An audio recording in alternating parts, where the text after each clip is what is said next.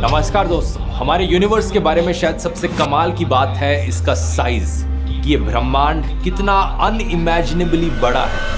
लेकिन यही बात शायद सबसे निराशाजनक भी है। खुद ही सोचकर देखो, अगर आज हम अपने पावरफुल टेलीस्कोप्स का इस्तेमाल करके धरती जैसा एक और प्लेनेट ढूंढ भी लेते हैं किसी गैलेक्सी में जो इंसानों के लिए रहने लायक हो, वहां तक पहुंचने में सदियां लग जाएंगी। इनफैक्ट किसी भी एक इंडिविजुअल इंसान के लिए ये गैलेक्सी छोड़कर जाना इम्पॉसिबल है। अब सब जानते हैं कि धरती मिल्की वे गैलेक्सी में है और मिल्की वे के जो सबसे करीब गैलेक्सी है वो है Andromeda Galaxy. Approximately 2.5 million light years दूर है धरती से। तो अगर हम एक स्पेसक्राफ्ट का इस्तेमाल करें वहां तक जाने के लिए, यूजुअल स्पीड होती है एक स्पेसक्राफ्ट की 28,000 किलोमीटर प्रति घंटा। इस स्पीड से वहां तक जाने में 94.5 बिलियन ईयर्स लग जाएंगे। इतना ही नहीं, अगर किसी तरीके से हम टेक्नोलॉजी बना लेते हैं लाइट की स्पीड पर ट्रैवल करने की, तो भी वहां पर पहुंचने में 2.5 मिलियन ईयर्स का समय लग जाएगा। ये बात सही मायनों में निराश कर देने वाली है। आखिर क्या तुक बना ये सारे प्लैनेट्स ढूंढने का जब हम वहां पर कभी ट्रैवल ही नहीं कर पाएंगे। लेकिन अगर एक शॉर्टकट रास्ता हो गैलेक्सी के बाहर तक ट्रैवल करने का,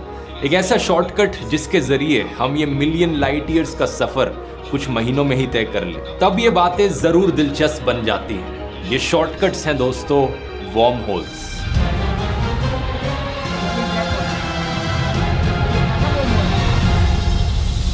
साल 2014 की फिल्म इंटरस्टेलर मेरी फेवरेट स्पेस फिल्म, एक बार फिर से मैं यहाँ इसका मेंशन करना चाहूंगा।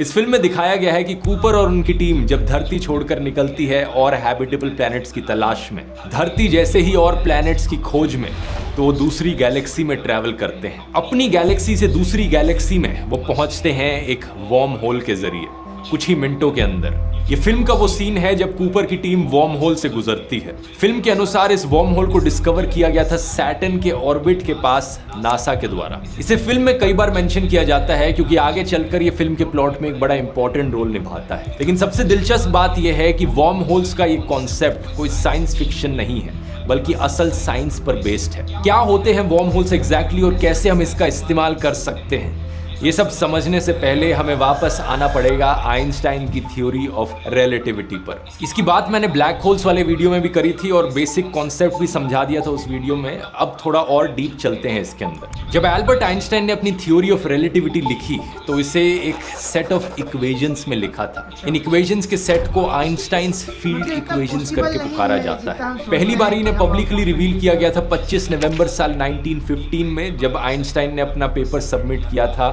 To the Prussian Academy of Sciences Berlin Germany में। टोटल में फील्ड इक्वेशंस 10 अलग अलग इक्वेशन से बनती हैं, 10 non linear partial differential equations. लेकिन इन्हें शॉर्ट में एक इक्वेशन से भी रिप्रेजेंट किया जा सकता है और वो एक इक्वेशन कुछ ऐसी दिखती है। Capital G mu nu plus lambda छोटा g mu nu equals to 8 pi g divided by c to the power of 4 और t म्यू न्यू।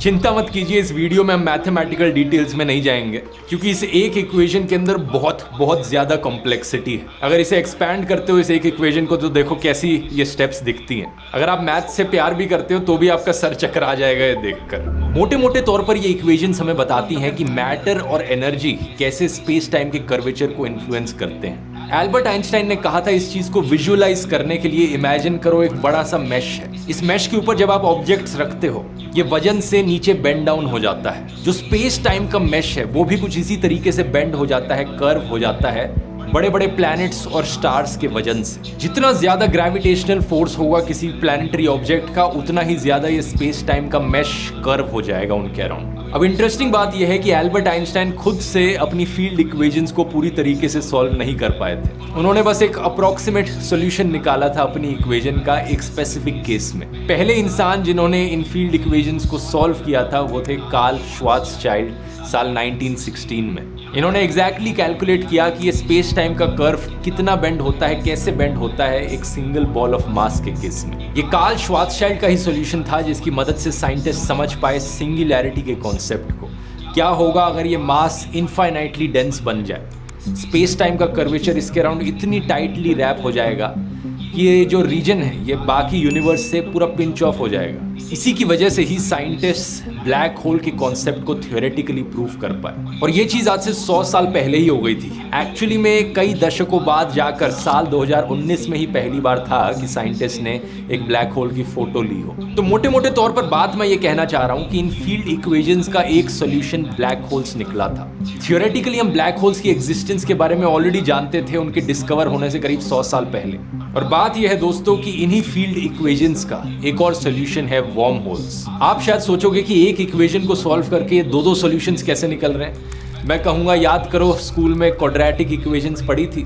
इस सिंपल सी इक्वेशन के भी दो सॉल्यूशंस हैं, x इक्वल्स टू 2 और x इक्वल्स टू 3, दोनों fit बैठते हैं। तो आइंस्टाइन की ये फील्ड इक्वेशंस देखो तो ये तो कहीं ज्यादा और कॉम्प्लिकेटेड है। इनके एक्चुअल में ढेर सारे सॉल्यूशंस हो सकते हैं। वर्म होल एक सॉल्यूशन है और इसका साइंटिफिक नाम है वर्म होल के सॉल्यूशन का आइंस्टाइन रोजन ब्रिज। ये नाम आता है एल्बर्ट आइंस्टाइन और उनके असिस्टेंट नेथन रोजन से, जिन्होंने साथ में मिलकर इस सॉल्यूशन को निकाला साल 1935 में। तो वर्म होल्स को समझना बड़ा आसान है। ये बेसिकली एक शॉर्टकट रास्ता है जो स्पेस टाइम के दो पॉइंट्स को कनेक्ट करता हो। पहले मैं आपको चीजें 2 डायमेंशंस में समझाता हूं ताकि आपके लिए समझना आसान हो। इस पेपर को देखिए, इस पेपर पर 2 पॉइंट्स हैं A और B।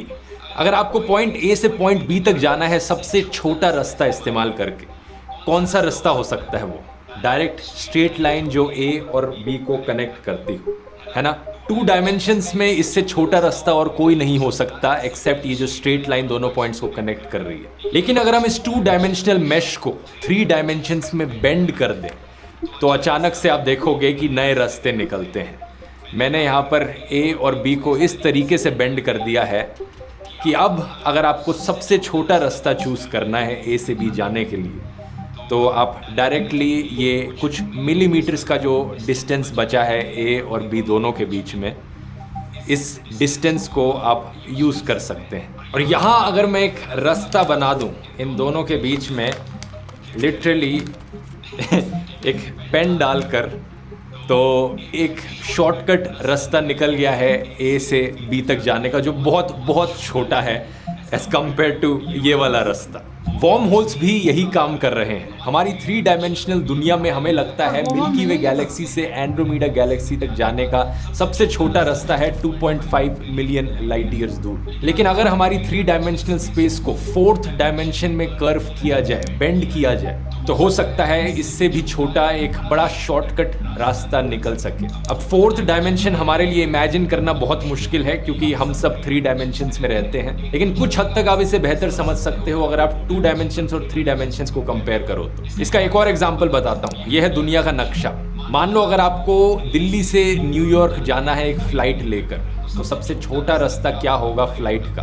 आप कहोगे दिल्ली से न्यूयॉर्क डायरेक्टली स्ट्रेट लाइन में कनेक्ट करता हुआ फ्लाइट अफ्रीका के ऊपर से होती हुई जाएगी। लेकिन असलियत में सबसे छोटा रास्ता नहीं होगा क्योंकि आप 2 डायमेंशंस में सोच रहे हैं। सबसे छोटा रास्ता एक्चुअली में होगा फिनलैंड स्वीडन के ऊपर से गुजरते हुए आइसलैंड ग्रीनलैंड के पास से जाते हुए न्यूयॉर्क पहुंचना, जो कि 2 डायमेंशंस में देखकर लगता है कि ये क्या लंबा सा रास्ता ले लिया, ऊपर से जाने की क्या जरूरत थी।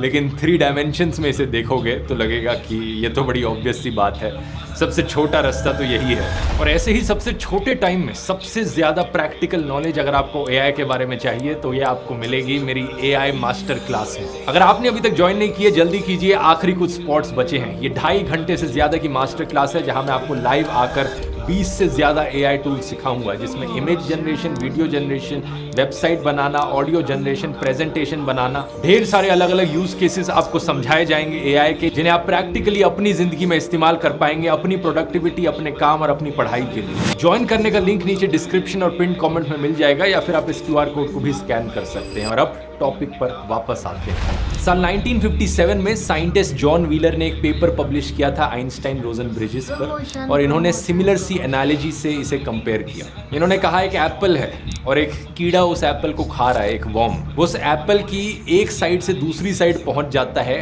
बीच से ट्रैवल करके उसे खाते खाते, इंस्टेड ऑफ कि वो एप्पल के सरफेस पे ट्रैवल करे जैसे हमारे एरोप्लेन्स ट्रैवल करते हैं अर्थ के सरफेस के अराउंड, सरकमफ्रेंस के अराउंड। तो ऐसा करने से वर्म एक छोटा डिस्टेंस ट्रैवल करेगा। इसने एक तरीके से स्पेस टाइम में शॉर्टकट ले लिया है, और इस टर्म को व्हीलर ने नाम दिया वर्म होल, और यहीं से ही वर्म होल शब्द का ओरिजिन हुआ दोस्तों। वर्म होल शब्द को जब आप इंटरनेट पर सर्च करते हो तो ऐसे कई डायग्राम्स देखने को मिलते हैं। मोटे मोटे तौर पर वही चीज जो मैंने पेपर के साथ करी, 2 पॉइंट्स को कनेक्ट कर दिया एक होल के थ्रू। यहाँ इमेजिन किया जा रहा है हमारा स्पेस टाइम का मेश है, उस पर एक ऑब्जेक्ट है जिसमें बहुत बहुत ज्यादा ग्रेविटेशनल फोर्स है, इतनी ज्यादा कि उससे ये स्पेस टाइम का कर्वेचर इतना बेंड हो गया है कि वो दूसरी तरफ से निकल कर आ गया है। ये स्पेस टाइम का मेश अपने आप में ही फोल्ड हो गया एक के ऊपर, ठीक उसी तरीके से जैसे वो पेपर फोल्ड किया मैंने। और ये वर्म होल एक शॉर्टकट तरीका बन गया एक से दूसरी गैलेक्सी में ट्रैवल करने का। लेकिन इन सारी विजुअलाइजेशंस में वही डायमेंशंस की प्रॉब्लम है, 2 डायमेंशंस में रिप्रेजेंट करने की कोशिश करी गई है एक वर्म होल। लेकिन जैसा कि मैंने बताया, worm hole 3D to 4D में काम करता है, तो असलियत में अगर कभी वर्म होल एग्जिस्ट करेगा तो वो दिखने में एक स्फेरिकल बॉल की तरह दिखेगा। एक ये बड़ी इंटरेस्टिंग वेबसाइट है जिसमें आप विजुअलाइज कर सकते हैं कि वर्म होल्स एक्चुअली में कैसे दिखते होंगे अगर इनकी एग्जिस्टेंस प्रूव हो जाती है तो। एक बॉल सा फिगर जिसके जैसे आप अंदर जाते रहते हैं तो चीज़ें आपको कर्व्ड दिखती हैं अपने अराउंड, और पीछे मुड़कर आप देखेंगे तो धरती भी आपसे दूर हो जा रही है और सब कुछ एक सर्कुलर सी शेप में दिखेगा आपको। इसलिए दोस्तों, इंटरस्टेलर फिल्म में जो वर्म होल दिखाया गया है वो एक काफी रियलिस्टिक तरीके से डिपिक्ट किया गया है। यहाँ एक बात कहनी जरूरी है कि ये वर्म होल्स का जो पूरा कॉन्सेप्ट है अभी के लिए ये सिर्फ एक थियोरेटिकल कॉन्सेप्ट है। इसे आइंस्टाइन की फील्ड इक्वेशंस के सॉल्यूशन के तौर पर थियोरेटिकली निकाला गया है। मूवीज में साइंटिस्ट के द्वारा इसे विजुअलाइज करने की बहुत कोशिश करी गई है, बहुत सी थ्योरीज इस पर बनाई गई हैं, लेकिन प्रैक्टिकली आज तक किसी ने भी कोई वर्म होल नहीं देखा है। साइंटिस्ट नहीं जानते कि असली में वर्म होल्स एग्जिस्ट करते भी हैं या नहीं करते। लेकिन अगर वर्म होल्स एग्जिस्ट करते हैं तो ये टाइम मशीन का भी काम करेंगे, क्योंकि इमेजिन करके देखो, आप कुछ मिनटों में मिलियंस ऑफ लाइट ईयर्स दूर पहुंच सकते हो। इसका मतलब आप लाइट से भी पहले वहां पर पहुंच गए हो। लाइट भी नहीं वहां पहुंची तो बेसिकली आप टाइम में भी एक से दूसरी जगह जंप कर गए। अब वो अलग बात है कि अगर वर्म होल्स एग्जिस्ट करते हैं तो क्या इंसान इनके थ्रू ट्रैवल कर भी सकते हैं या नहीं कर सकते। कई सारी प्रैक्टिकल प्रॉब्लम्स यहाँ पर आती हैं वर्म होल्स को सच मानने पर। पहला सवाल तो ये कि वर्म होल की जो ओपनिंग है वो कैसे बनेगी। हमें यहाँ पर बहुत बहुत भारी ग्रेविटेशनल फोर्स की जरूरत है। कहाँ से आएगा ये ग्रेविटेशनल फोर्स? अगर आपने मेरे पुराने स्पेस रिलेटेड वीडियोस देखे हैं तो आप गेस कर सकते हैं कि जवाब यहाँ क्या होने वाला है, एक ब्लैक होल। आइंस्टाइन और उनके असिस्टेंट रोजन ने थ्योराइज किया कि सिर्फ ब्लैक होल्स में ही इतनी ग्रेविटेशनल फोर्स हो सकती है कि वो वर्म होल्स की इंटरनल्स को ओपन अप कर पाए। ब्लैक होल्स की तरफ सब कुछ आकर्षित होता है तो सब कुछ उसकी तरफ अट्रैक्ट होके इस वर्म होल के थ्रू फ्लो करेगा, इस टनल के थ्रू जाएगा। लेकिन अगला सवाल ये उठता है कि इस टनल की दूसरी तरफ क्या होगा। अगर दूसरी तरफ भी ब्लैक होल हुआ तो इस टनल से बाहर निकलने का कोई रास्ता ही नहीं होगा, इसके अंदर कंप्लीटली ट्रैप होकर आप रह जाओगे। बेसिकली फिर ये वर्म होल कोई टनल नहीं होगी एक से दूसरी तरफ जाने के लिए, बल्कि एक ट्रैप करने की जगह होगी। तो कुछ ऐसा होना चाहिए दूसरी तरफ जो ब्लैक होल के ऑपोजिट हो हर सेंस में। कोई ऐसी चीज जो ब्लैक होल जितनी ही पावरफुल हो लेकिन बिल्कुल ऑपोजिट तरीके से काम करे, जो चीजों को अपनी तरफ आकर्षित करने की जगह चीजों को अपने से दूर भेजे, ताकि एक एग्जिट